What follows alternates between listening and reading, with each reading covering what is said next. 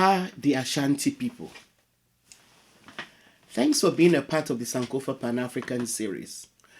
Please remember that we can only continue this series with your support. So please support us by subscribing and giving us a thumbs up. You can also help by sharing our videos with your friends and contacts. Thank you. Another kingdom that emerged strong in West Africa was the Ashanti Kingdom.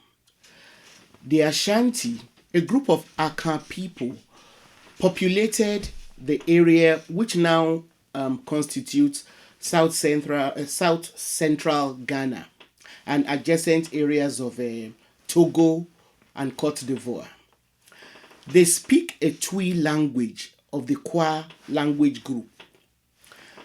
It is believed that the speakers of Kwa languages originated somewhere in East Central Africa.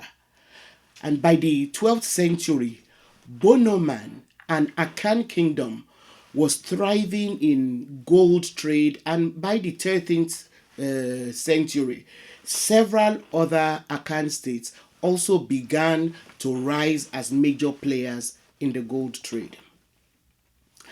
In the 17th century, a group of Ashanti states became unified into a confederation under Osei Kofi Tutu, and the golden stool then became the symbol of their unity.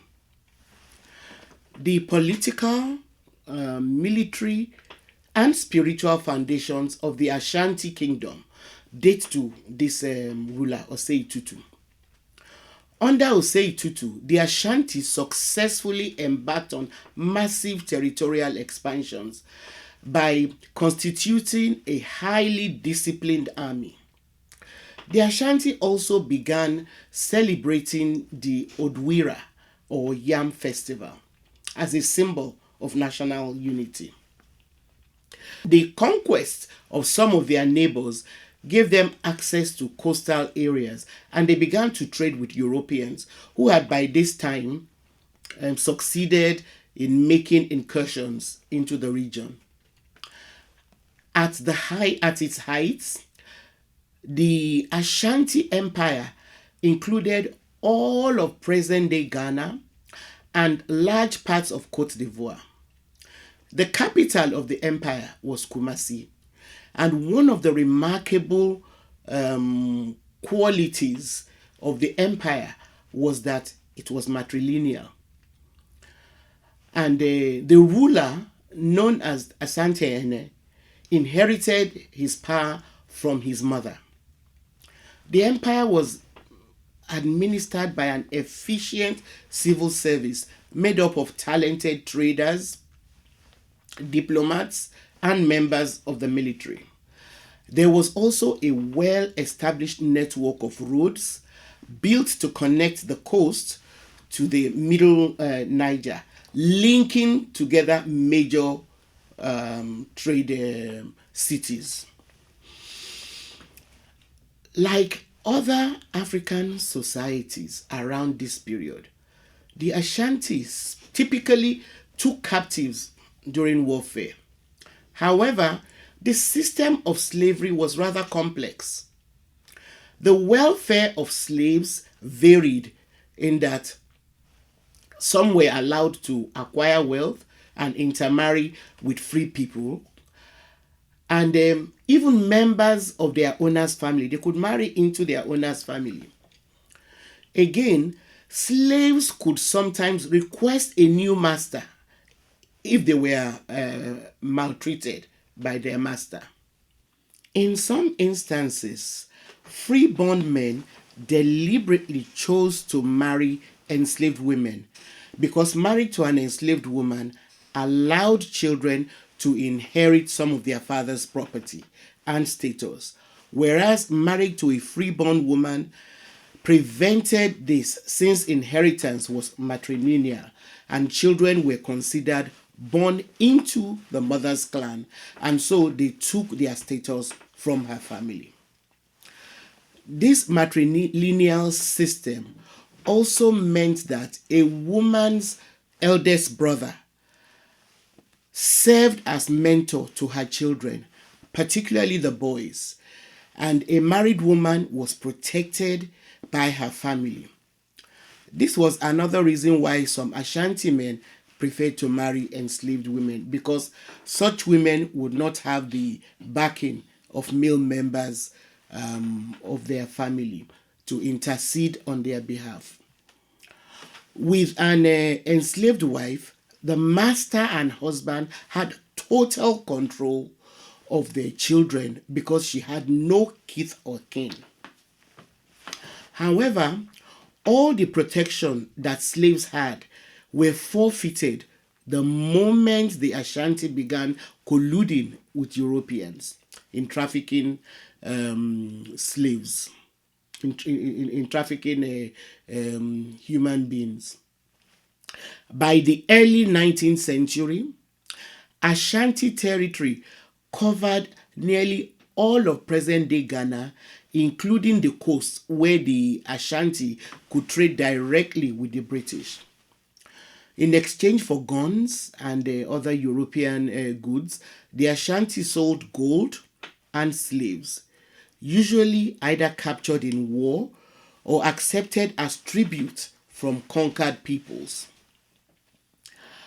As they prospered, the Ashanti culture flourished.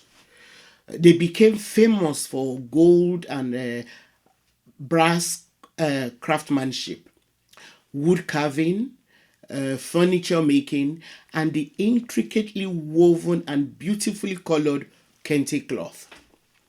For most of the 19th century, the Ashanti Empire remained powerful. If you've watched our episode on Yaa Asantewaa, you will recall that after her grandson was exiled, Yaa Asantewaa became regent of the Ejisu Juaban district of the Ashanti Kingdom. Please make time to watch the episode that we did on this remarkably brave woman.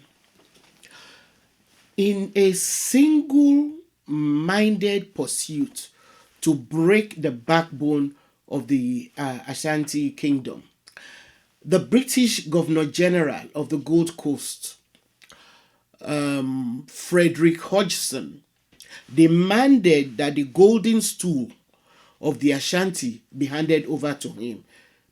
But the Ashanti refused. The golden stool was the Ashanti throne and a symbol of Ashanti autonomy. Frederick Hodgson then sent his colonial officials out to find the stool because the Ashanti kept refusing to surrender it. Instead, they had it. They went and hid it in a safe place. The colonial officers went from village to village trying to force the people to reveal where the golden stool was hidden without any success. They ransacked village after village and even assaulted young children when they could not find the adults who went into hiding to avoid getting caught, beaten, and arrested by the colonial agents. By March 1900, things had so degenerated that Yaa Asantewaa was chosen by the regional Ashanti kings to lead the Ashanti fighting force in resisting the British onslaught. As a woman, her appointment as war leader was most unusual in Ashanti history. She, however, proved to be worth, her mettle. Some accounts actually refer to the Ashanti-British War of the Golden Stool as the Yaa Asantewaa War. For several months, the Ashanti troops, made up of about 5,000 people under the leadership of Yaa Asantewaa, laid siege to the British mission, which was stationed at the fort in Kumasi.